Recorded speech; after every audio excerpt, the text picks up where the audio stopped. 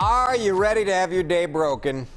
I hope so. I'm Jason DeRusha. Nice to be with you on the CBSN Minnesota Daybreaker. Yes, this used to be called the 734, but you might be watching this at 9:52 or 11:26. We want you to count too. It's good to have you here. Hope you had a little bit of sleep overnight. The storms were crazy, weren't they? So much lightning. Quite a bit of rain as well. Some of our weather watchers reporting in 4 inches, 2.5 inches in Minneapolis. Let's show you the forecast for the rest of the day because we're out of the woods as far as the rain is concerned. By noon, yep, still some clouds around, but this afternoon the clouds part. Humidity is gone.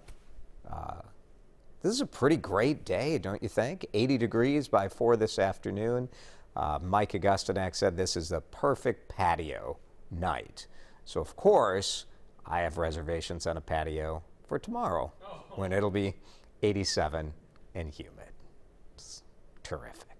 All right, enjoy it. Let's talk about this. With so many people not going into the office now, when is the last time you dressed up? USA Today asking if dress clothes are gone for good. Men's Warehouse, Brooks Brothers, Joseph A. Bank, all in Chapter 11 bankruptcy. All the department stores are struggling because no one is dressing up. Industry leaders say, look, we've been moving in this direction, right? They call it casualization because someone gets paid to come up with a stupid term like casualization. Revenue at men's clothing stores expected to decline at least 13% this year. Guys are shopping online. They're not buying suits. And with, you're probably working from home. So we wanted to know, when's the last time you dressed up? What are you wearing to work when work is at home? Leave a comment on the WCCO TV Facebook page. We'll read through some of those. You can post a picture, too, if you want to show us your fit. Go ahead and post that in the WCCO TV Facebook page. And if you know what a fit is, I also want to hear from you on the WCCO TV Facebook page. Those storms we mentioned, I know they woke a lot of you up overnight. The rain, the thunder, the lightning, so bad. It really felt like it was just a strobe light. And I don't know if the clouds made it worse, where you just had this reflection of the light and the sky just so bright. There was some damage, some severe stuff by way of hail in some parts of the area. Trees, large branches down in parts of Bloomington, other areas cleaning up too. As of the peak this morning, there were about 8,000 people without power. And because there are individual power lines down and power outages, it may take a little while for the power to come back on. Let me show you some of the photos that came into the WCCO newsroom.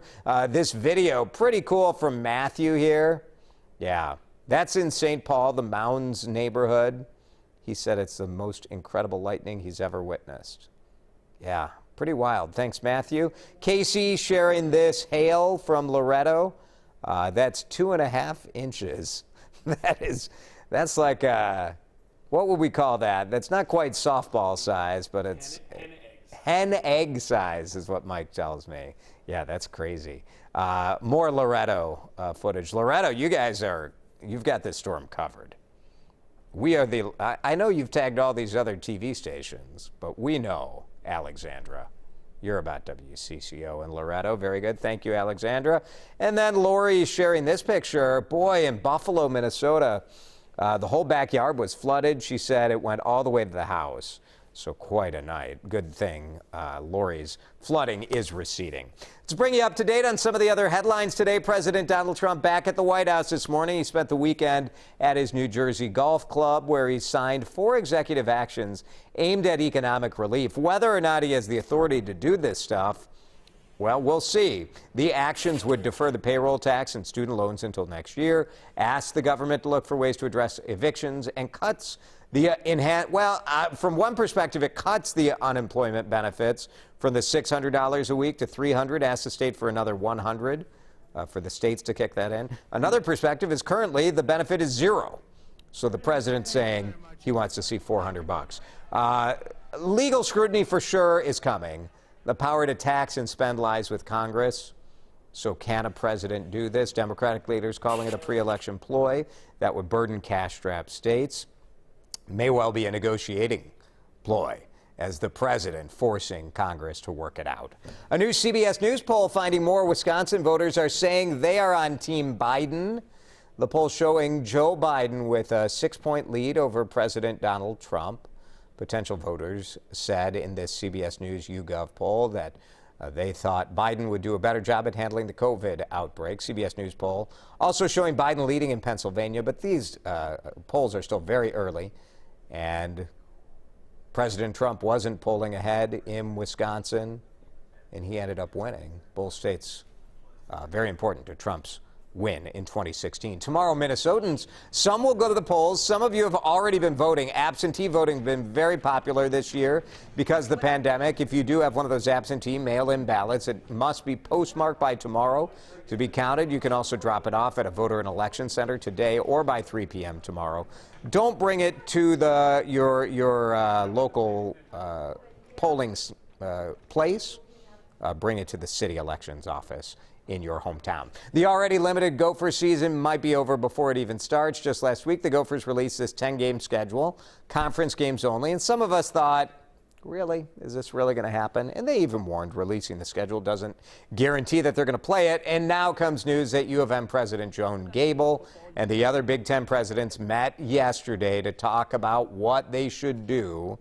ESPN reporting a final decision on whether or not to proceed could come as soon as today. College football has really wanted a consistent answer. It's not going to be good to have, one conference playing in the fall, the Big Ten moving to the spring, so we'll see what happens. No one has made a move yet. Nickelodeon Universe Mall of America opening today again. There will be changes, so if you've got some old wristbands, you can't use them. Capacity capped at 250, one entrance only. Everybody needs a ticket. You have to buy the ticket on location. Obviously, face masks, that's state law here. But you buy a ticket for unlimited rides, $20, 2 hours. Parents, supervisors, non-riders, you pay $5. America's Got Talent judge Simon Cowell on the men this morning and tweeting a warning about those electric bikes, right? They are super hot this year.